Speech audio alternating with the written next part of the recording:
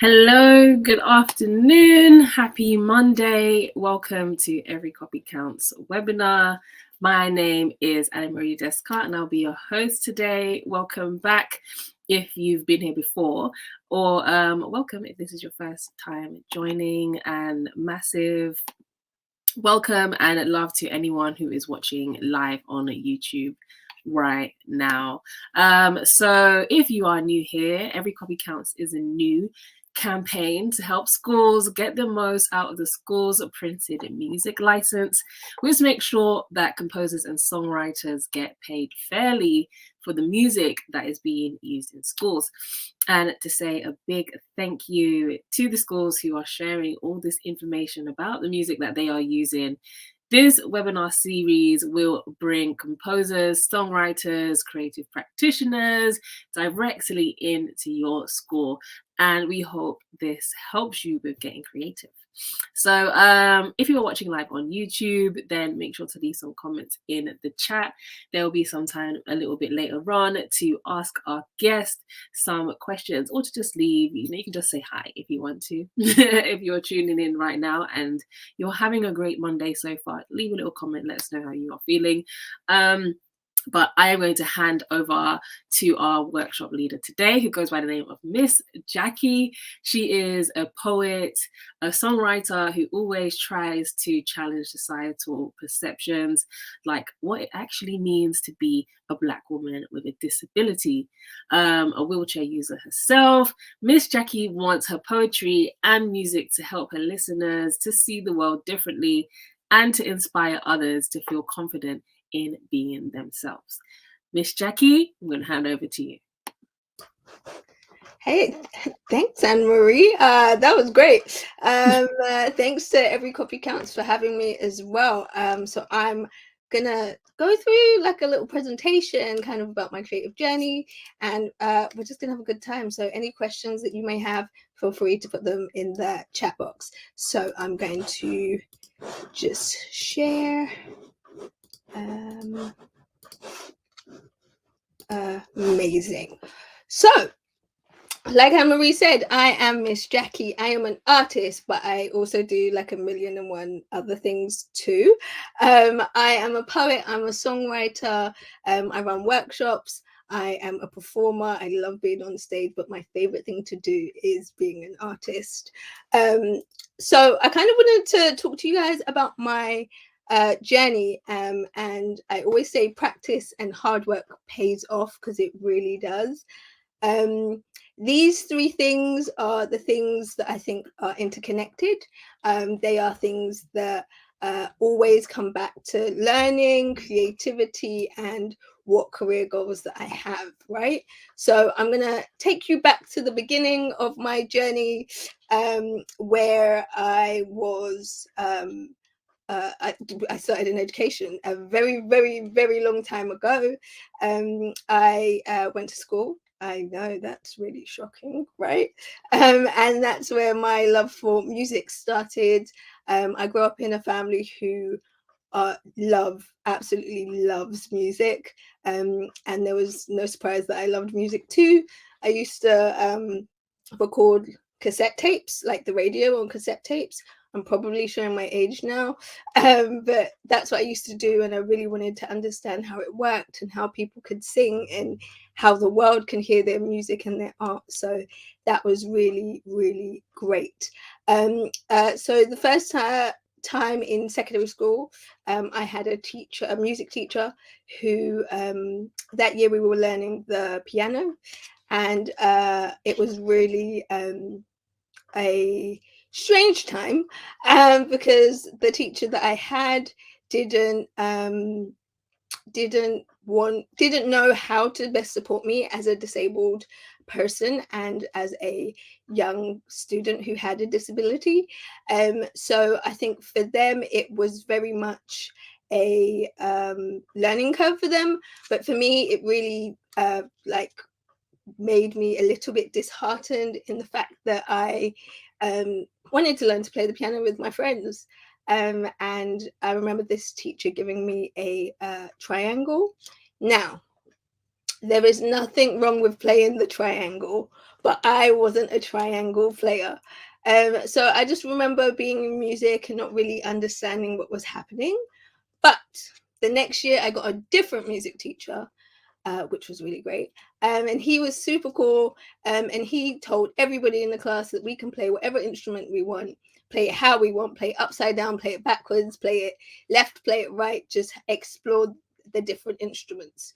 So that was a really great time. And because of that particular teacher, I really got into music and wanted to learn how everything worked, from production to different instruments and how they come together to make a song.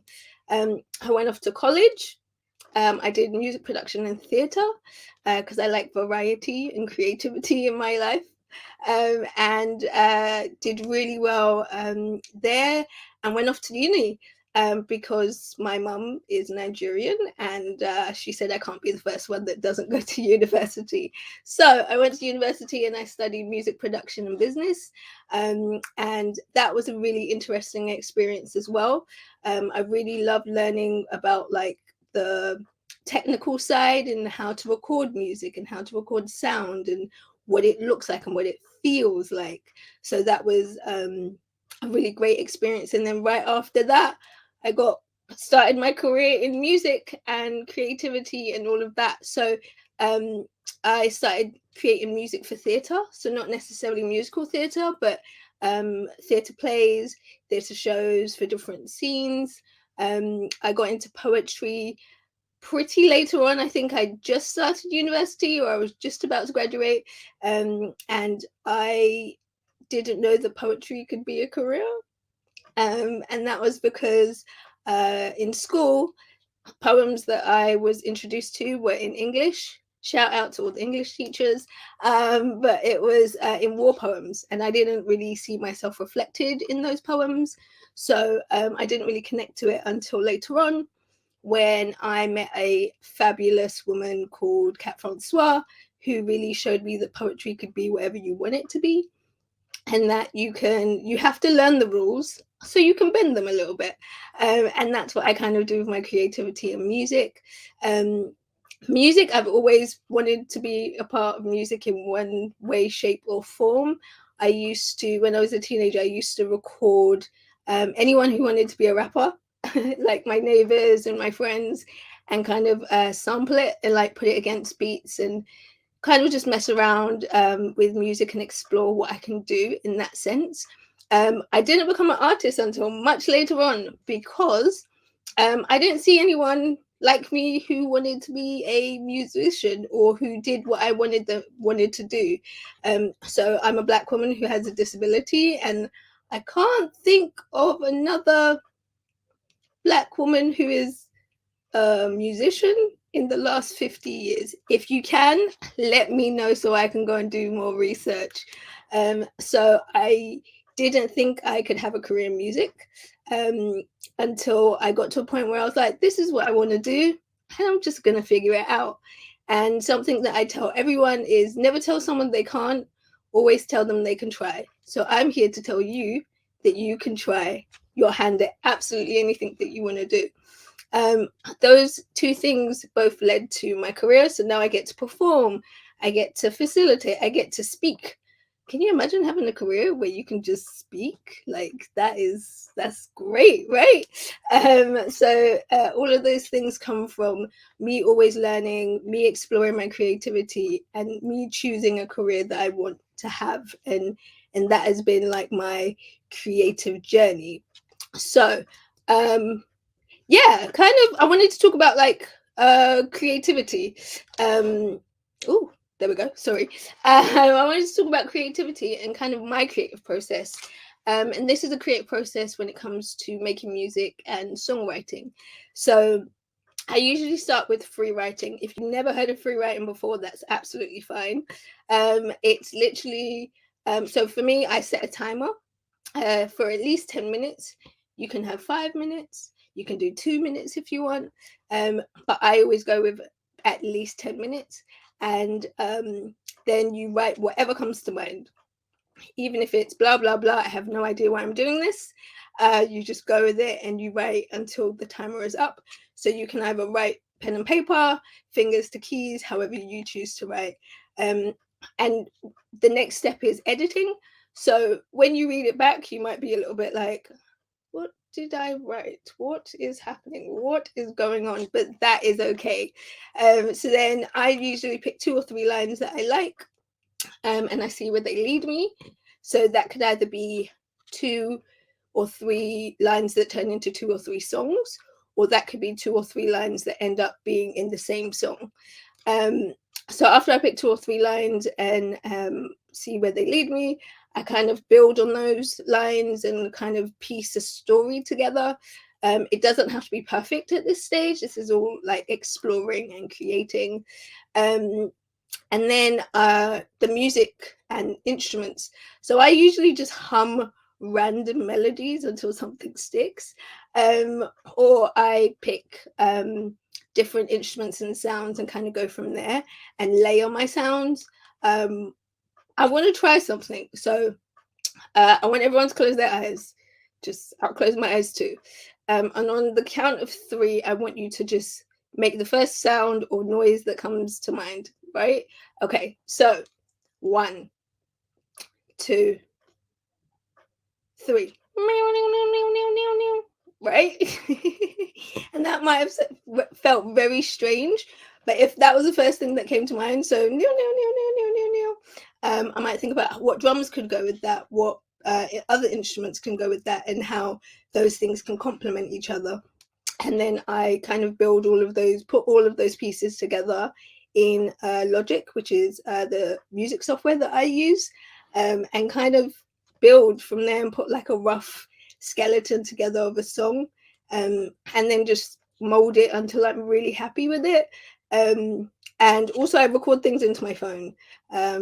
Yeah, like whoever finds my phone, if I ever lose it, go to my voice notes. You will have a great time, because all of my voice memos and voice notes, there's like lots of creative ideas. I can be in the supermarket or anything like that, and I'll just record it into my phone. So that's kind of my creative process. And I want to challenge you, try it out, try free writing, and see what you come up with. You could come up with a chorus, you could come up with a verse, you can come up with a whole song, you can come up with a whole album, but give it a go and see how you feel free writing, just getting the ideas out of your head. So where am I now? I get to perform and create, and I enjoy absolutely everything that I do. I get to perform at places that I always wanted to. So I always dreamt big. I've always wanted to perform at the South Bank Centre, which I've done. I've always wanted to perform at the Roundhouse, which I've done. There's a couple other places, like I'm going to put it into the universe. I will perform at Glastonbury one day. So I just worked really hard, and I knew what I wanted to do, and I had a list of goals. So I think the best advice I can give is to have your goals written down and know that that's where you can get to if you put in the hard work and the time and the energy to do so. Yeah, so I have this is just a couple of pictures. I am not vain, I promise you. This is just a couple of pictures of me performing. When I was looking for these, there are quite a few pictures, so I just picked a few from different eras of Miss Jacqui.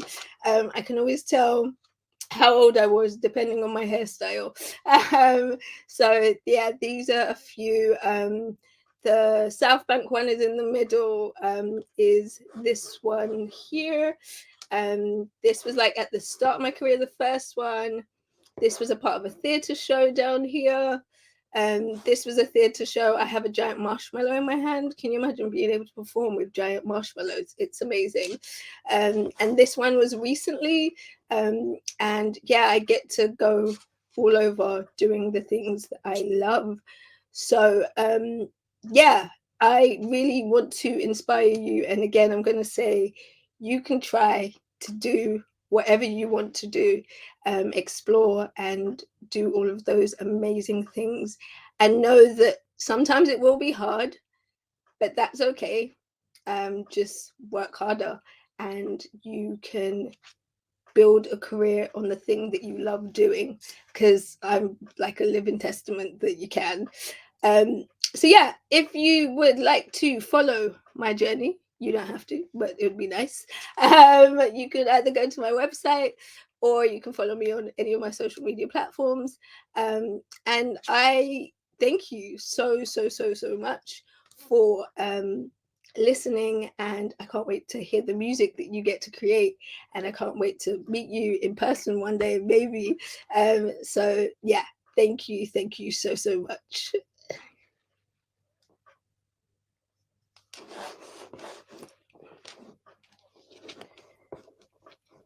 Great. Thank you, Jacqui. Thank you so much for that. I really loved your presentation. I have a couple of questions for you. Yes. I know you said that you like to dream big, and you've always been quite ambitious and wanting to just really do the things that you've put your mind to. So do you remember, like, if there was a specific person that really sparked your, like, motivations to do what you do in life? Oh, there's a good group of people. My mum, definitely, like both my parents, like my sibling, my family. Because if I pick one, then I'm in trouble. But yeah, my family, I think they were very adamant on me being able to do what I want, and exploring my, like, who I am and how I move in the world. Especially as a Black woman with a disability, I think those are. They really wanted me to know that it might be a little bit difficult for me in society, but to work hard, and hard work pays off. Cat Francois that I mentioned, Carlos. There's so many people that have just given me the confidence to be able to do what I would needed to do. And even if I didn't always have it, I think I had to find it in myself and kind of go, I really like doing this thing. I don't really care if no one else likes what I'm doing, but I'm having a great time doing it. And I think having that self-confidence is amazing. Oh yeah. On the topic of self-confidence, how do you get to that place? Because that's something that I can say that I relate to, finding that little pocket, that thing that will drive you. But it takes a while to get there because people say, "Oh, just be confident, just fake it till you make it." What's the process? Or, um, like, or some things that happened to you, or you took upon yourself to implement into your life to build your self-confidence? yeah, I think that's a really good question. I think um, knowing the life that I want to live, or like the life that you want to live, like if you will be happy being hopscotch champion of the world, then do the thing that makes you happy.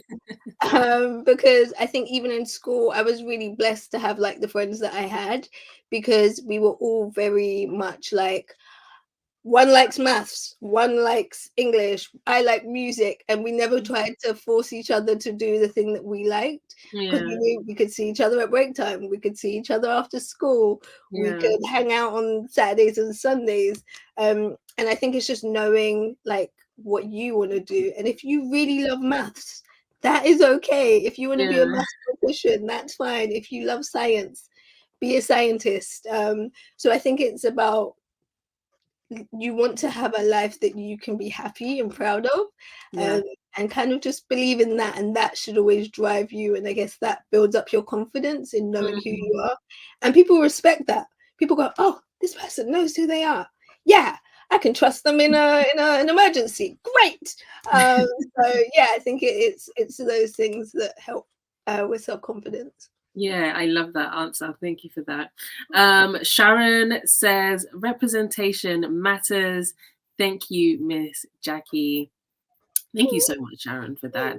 That is very, very important. How do you feel, Jacqui, about representation in the music industry as someone, as a Black woman, like you said, with a disability? How is it navigating these intersectionalities? Yeah, representation is like so important. Like, I want everyone listening to like think about your career and think about how many people you had to look up to who did the thing you did. And then I want you to imagine you had none of those people, and Oh. how that blueprint of how do I do this thing. So that's why representation matters. I think, Yeah. especially in the music industry, like I think we are slowly making a change, but not as fast as other industries. So like theater, TV, fashion is futuristic at this point. Yeah. So I think the music industry does need to look at these things, look at people who are intersectional, and go, actually, does the talent speak for itself? Does the music speak for itself? And who are we missing in the room? Or who are we missing on our stages? And I think that would be like the first place to start, Yeah. especially festival lineups. That's a whole nother thing, but Yeah, like, you said Glastonbury. I was in the comments like, yes. yeah. I would love to play Glastonbury one day, and that's just a goal of mine. And I don't think they've had a disabled artist on the main stage, so let's talk Glastonbury. Yeah. I'll give them a call for you. I wish I could do that. What advice would you give? Oh, just to everyone who is watching, you can drop some questions in the chat. If you have any questions for Jacqui, now's your chance to ask them, and she will answer them for you. I do have a few more. Yeah, what advice would you give to a young girl who might be in a similar situation or wants to build a career in the music industry, doesn't know what to start, or just has very high ambitions and drive, it doesn't know how to channel that energy? What kind of advice would you give? Oh, what advice? Everybody is winging it. Yeah. Adults included. So first of all, know that, but also find your tribe of people. Do your research. What artists do you look up to that you might want to be, or what jobs in the music industry that you really enjoy? Who do you look up to there? And if you don't find anyone, you take little bits and pieces from other people that you like, and then you build your version of what you want off of those pieces. Is like baking a cake. How much chocolate do you want to add? How many sprinkles do you want to add? You need a little bit more sugar, some baking powder, all of these things. So like, it's about try and find your tribe. If it's hard to find your tribe, you make your own tribe based off of different things. And I think journal, have a notebook. I have a notebook from when I was like, it's really gonna show my age. It's got unicorns all over it. From when I was like 10, and it has like big like goals that I want to like achieve, and those things can change and evolve. And one was I wanted to perform on the moon. Maybe that'll happen. But you know what? We are on the way to the moon, so it could happen. So yeah. I think just write down your goals and have it in a place that you can look back and check in and go, oh, is this still what I want to do, or do I want to change, or do I want to pick a different career? And that's okay if you change your mind halfway through your life and you're like, actually, I don't want to do this thing. I want to go over here and be a gardener. Go ahead, do it. So just be happy, and enjoy doing what you want to do. That is it. That literally is it. How do you feel about social media and today's era of content creation? And I guess you being a songwriter and a performer, like, how have you been able to utilize it to your advantage? Yeah, social media. It's like a love-hate relationship. Like I get why it's important, and I think in like social justice, it's super important. Being able to talk to people across the world about things that we want to change as human beings. But at the same time, for me, I like my privacy. Like I want to be able to go into the supermarket with my baseball hat on in my pajamas, and no one can go, can we take pictures? Like, so I think I give away as much as I can in terms of what I'm comfortable with, what I'm happy to for someone to drag back up in 10 years time, and I know that I can stand by it. Yeah. But yeah, I think social media is about, a lot of it is fake, and that is just honesty, but also create spaces that, or like create a space on social media that you're comfortable to be a part of. So comfortable, or make me question who, like, I don't follow anyone that contradicts who I am as a person, if that makes sense, in terms of Okay. like, Yeah. I don't want to wake up and have like 17 Facetune images on my Yeah. phone. I know what you mean. That doesn't sit well with me. So I kind of create a space that I enjoy, and I love social media because I get to talk to people from across the world about music and about storytelling and about how we do this and that, and I think that's great. And I can do that without giving out my personal information, right? So I think it's a great thing. It can be used in such a great positive way. There are downsides to it, but I think it's just about navigating that. And the block button is your friend. Yeah. The button is your friend. The unfollow button is your friend. So just know that you have the power to block people out if you don't want them to be a part of your bubble. Yeah. That's great. That's great. And lastly, what's your favorite thing about being a songwriter and the whole creative process? My favorite thing, just one? Oh, you can give me everything. No. I think like the top thing is being able to tell stories, especially stories that people don't often get to hear. A lot of my music isn't necessarily always my own personal story and journey, but I spend time listening to people and going, someone needs to hear this. And like I always ask them if I could share and make something creative out of it. But I think it's about, that's like one of the biggest things, is being able to tell a story that might not have been heard. But also getting able to perform a song, and when people sing it back to you, that Oh, sounds really like it's a me thing, but it's like you've connected with this thing that I wrote in like my mum's house in in my bedroom. yeah. And I think that is really powerful, and being able to connect with people.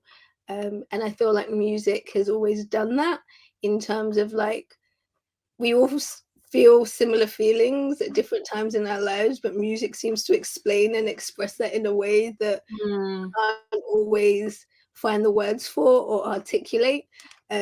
So being able to write songs that people feel that they connect to is like, what? Little old me from like East London, like what? So yeah, I think those are like my favorite things. Being able to tell stories, and being able to connect to people are the like my favorite thing. Yeah. Oh, beautiful, beautiful. Okay. Thank you so much, Jacqui. I think I'm greatly inspired by your session today, and I hope everybody else is inspired. Can you tell people where they can follow you and follow your work and everything? Yes. So, social media. It is at I am Miss Jacqui. Jacqui is spelled J. Oh, look at that on the screen. Beautiful. Um, Beautiful. and my website is www.missjacqui.co.uk. And yeah, come find me. Come say hi. Come and respectfully slide into my DMs. Yeah. Yeah, let's talk. Yeah, great. Thank you so much, Jacqui. Thank you to all of you for tuning in, whether you're live right now or you're gonna watch this later. To our teachers watching this, please don't forget that the annual Copycat Challenge kicks off on Monday, the 20th of June. You can log in your sheet music during that week, and you'll be in with a chance of winning a number of fantastic prizes for your school. Currently announces a chance to attend the 2023 Ivor Novella Awards. So please make sure that you subscribe to our newsletter via our website, and you can find all the information on our social media and on our website. And we will be announcing new prizes next week, so make sure to keep your eye peeled for that. Sign up to our mailing list to take part in the annual Copycat Challenge and win exciting prizes for your school. We're going to put the website right here. There you go. And yeah, that's it. That is it. We will be back. Yeah, that's it. That is it. We will be back. This is the end of this current season, and of course you can watch this in your own time.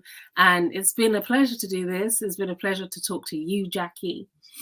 And this is my Anna Marie Descartes. Go and follow me.